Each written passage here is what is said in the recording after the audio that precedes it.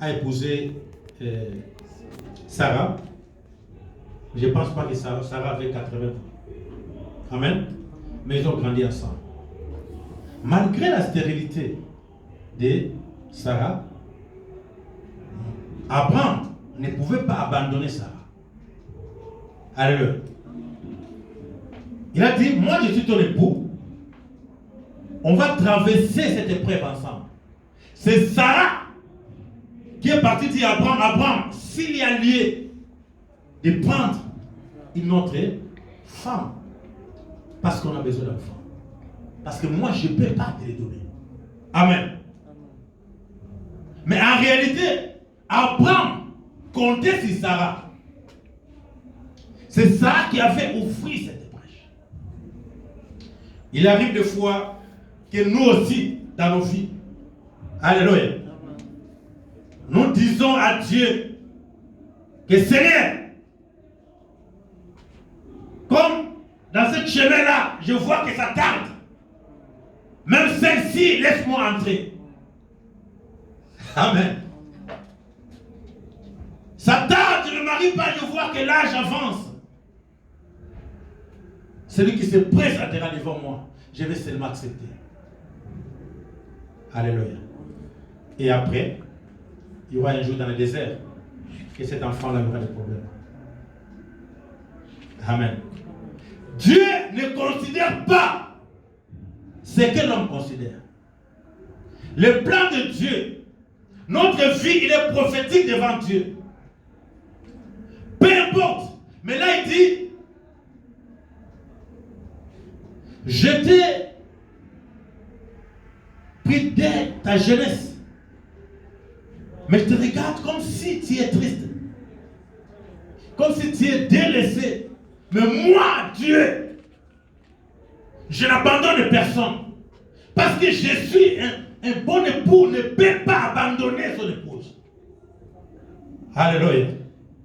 C'est Dieu qui donne les enfants. S'il te donne aujourd'hui, gloire au Seigneur. S'il ne donne pas, je continue. C'est pour cela, dans les liens de mariage, on dit dans les bonheurs et dans les malheurs. Et là, l'Éternel dit, je suis ton époux.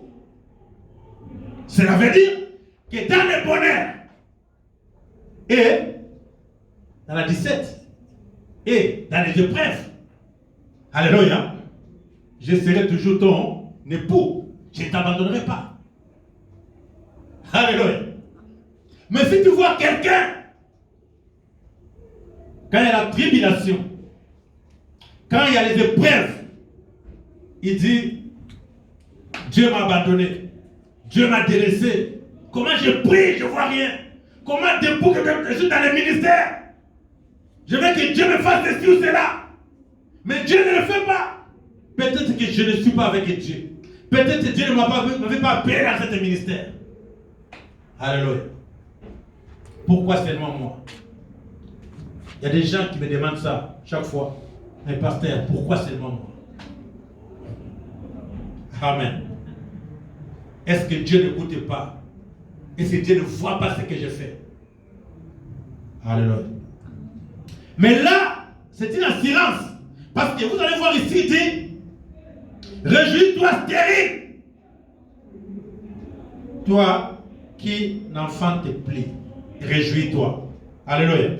Dans le même verset, et dans le même chapitre, 54 d'Ésaïe, il dit, réjouis-toi stérile. Comment expliquer? Un Dieu qui dit à celui qui est stérile, réjouis-toi. Toi qui n'enfantes plus, réjouis-toi. Et là il dit, moi je suis ton époux.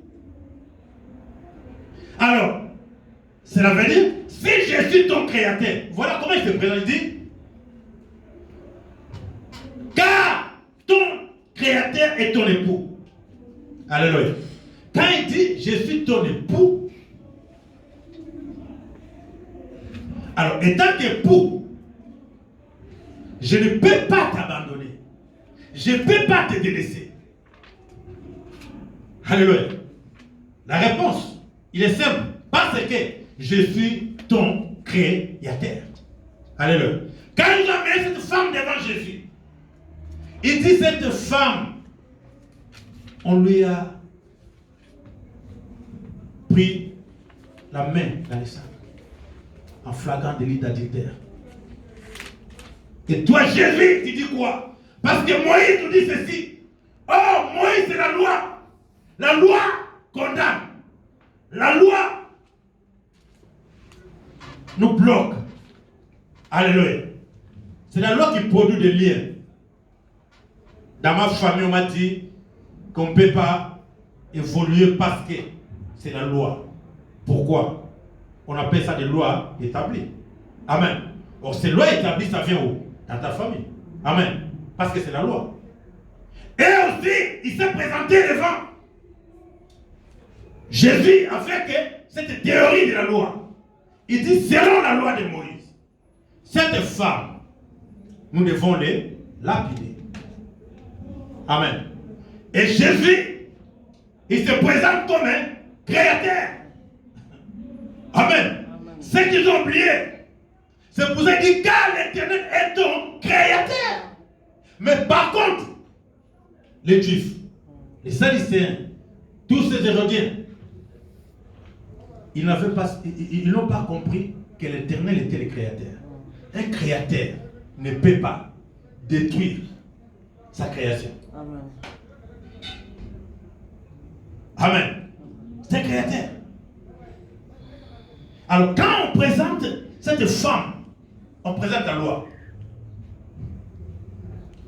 Mais Jésus dit maintenant, je suis ton créateur. Laissez-moi donner une nouvelle forme à toi. Alléluia. C'est pour cela que Jésus s'est baissé. Pourquoi? Parce qu'il a voulu être à la hauteur de cette femme. Parce que cette femme, elle n'était pas debout. Quand on a mis cette femme était assise dans la boue. Et Jésus a préféré être aussi dans la boue avec cette femme. Pour dire, si tu tombes, moi aussi je tombe. Si tu te relèves, moi aussi je me relève. Amen.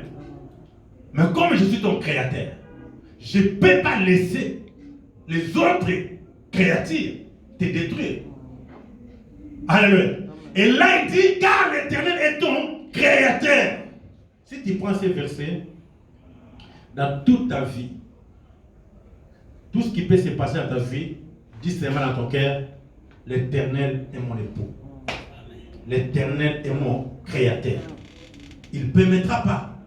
C'est pour ça que je dis, cet évangile qui sont entrés dans les églises pour nous dire que c'est à cause de nos fautes, à cause de nos erreurs, c'est pour ça que Dieu ne nous bénit pas, c'est une fausse évangile. Amen. Mais là il dit, car l'Éternel est ton époux. Il continue ceci. Comme une épouse de la jeunesse. Une épouse de la jeunesse. Une épouse de la jeunesse. On s'est marié. Ta femme était encore trop jeune. Peu importe, c'est la vie. Elle a veillé dans ta maison. Elle a veillé parce qu'elle t'a fait des enfants. Elle a veillé parce que c'est ci, parce que c'est là. Amen. Et toi aussi, tu as fait de veiller. Amen. C'est comme ça que l'Éternel se présente. Que dès ta jeunesse, tu étais à moi. Amen. Quand tu commences à grandir, peut-être que tu perds cette beauté que tu avais. Tu peux perdre la sensibilité que tu avais. Tu peux perdre tout ce que tu avais quand tu étais encore jeune. Mais moi, étant que ton époux, je reste avec toi. Amen. Je reste avec toi. Il ajoute, il dit ceci. Quelques instants, je t'avais abandonné, mais avec une grande affection, je t'accueillerai. Alléluia. Avec quelques instants. Vous savez, quand on dit quelques instants, ça peut prendre des secondes. Ça peut prendre une minute. Ça peut prendre des jours, 3 jours. Amen. Quand il prend les enfants d'Israël dans le désert, il les laisse dans le désert. Il dit, mais Moïse, fais ton travail. Amen. Mais c'était le temps de donner une croissance spirituelle à ces peuples-là. C'était le moment de les former. C'était le moment de les capaciter. Amen.